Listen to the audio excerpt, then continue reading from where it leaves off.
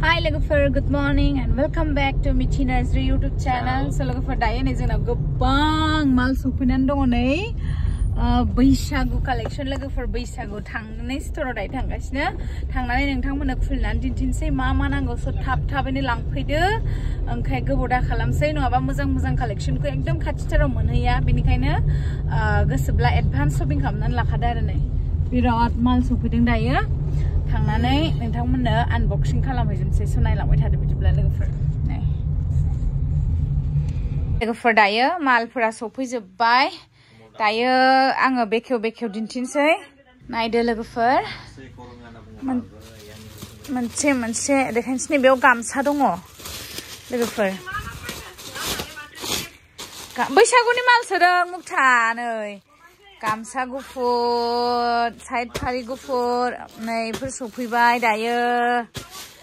नै ओमफ्राय नै उन्दैफोरनि गस्ला एसे गिदिरनिबो बिदि बैसागु जाबायना हाबहांखाबाय नै गस्लाफोराबो लोगोफोर नै जि मोजांखा नै बेबो मिलायबावदों नायदो लोगोफोर नै उन्दैफोरनि गस्लायाबो सफैहांबाय नायदो बिराद मोजां सफैदों एबार उन्दैफोरनि गस्लाया एसे गिदिरनिबो लाबोखादों जों एसे हाइट थानायफोरनिबो सिम्पल नै बिदननिबो मोनगोन एकदमबारे स्टाइलिशनो बैसागु मोसानायाव गाननो उन्दैफोरा ओमफ्राय लोगोसे वासकटआबो फैजोबबाय नै एभेलेबल दायो उन्दै गेदेरनि वासकट सफैबाय बैसागुनि आर'नाइ नायदो लोगोफोरा नैफोरबो सफैबाय नै दायो मोजां वासकट सफैदों दायो सोर नांगौ अनलाइन खालामहरनो हागोन आरो खाथिया फैनानै लांफैनो हागोन उन्दै फिसानिबो फैदों नै दायो गस्लाया नै फिसानोबो नागिरो ना मालाबा इदि नै 3-4 months जागोन माबा 6 months 5 monthsफोर गानजागोनदां ने मिथियो फिसानो किउटथार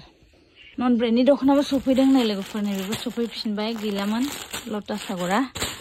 ओमफ्राय नै बे सफैदों मैथा कालारा बयबो मोजां मोनजानाया ओमफ्राय आरो नै बे सफैबाय जबा गिदिरा गोजाया सोर बिदोंमोन ओमफ्राय बेयावहाय आर'नाइ नैबे वासकटआ बिराद एभेलेबल फैबाय एबार वासकटआ एभेलेबल सोर बिदोंमोन नै वासकट एभेलेबल लोगोफोर बैसागुनि ओमफ्राय नैबे गोदान दख'ना सफैदों दै माइदि होनाय बिराद लेटेस्ट बियो निउ कालेक्शन दख'ना सोरबा मोजां मोनोब्ला लाहरनो हागोन नै बिराद सलिड थांदो आदा थांदो ओमफ्राय नैबेबो बियो कालारा बियो मोनगोन ओमफ्राय लोगोसे बेयावहाय मा कालार मोनगोन नोंथांमोननो आं देखायनि नैबे पार्पलखौबो मोनगोन आरोना सलिड मोजांखाहाय बे दख'नाया नै लोगोफोर नायदो ओमफ्राय आरो लोगोसे नैबेखौ मोनगोन गोदान दख'ना बियो बैसागुनि हाबहांबाय सिंगल दख'नाफ्रा हिट खान्थाल मादा बियो नै खान्थाल मादा लोगोफोर ओमफ्राय आरो गांसे दंबावो खान्थाल मादाया नै जाय थाब लायो बेसो मोनगोन दे नायदो लोगोफोर नै र' आरो बेखौ खुलिनोसै नै बेयावहाय आर'नाइ रेगे-रेगां दंसोयो रेगे-रेगांआथ' गोबां नांगौ जागोन ना बैसागुनि ओंखायनो आरो नैबे रेगे-रेगां फुल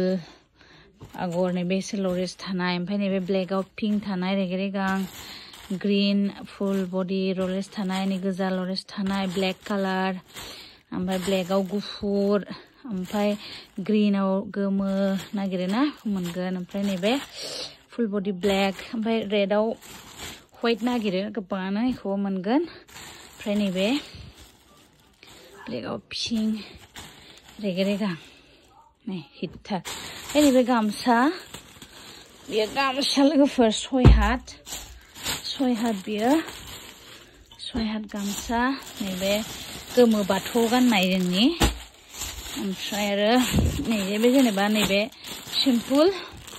6 हात ओमफ्राय नैबेबो आगर गोनां नैबेयाव गामसायानो गोजा आरो लोगोफोर दे ओमफ्राय नैबेयावहाय दख'ना दङ माबायदि दख'ना दं देखायनोसै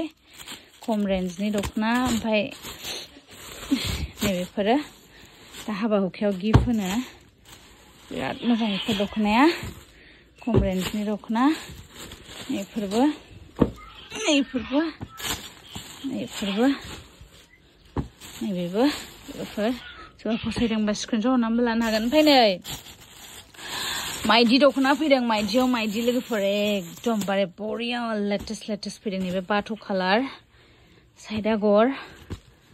नायदो फसायदोंबा स्क्रिनशटआव